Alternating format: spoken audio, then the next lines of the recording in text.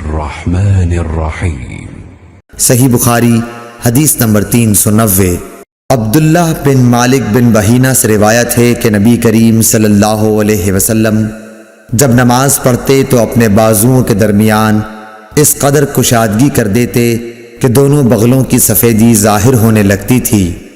और लैस ने यूं कहा कि मुझसे जाफ़र बिन रबिया ने इसी तरह हदीस बयान की।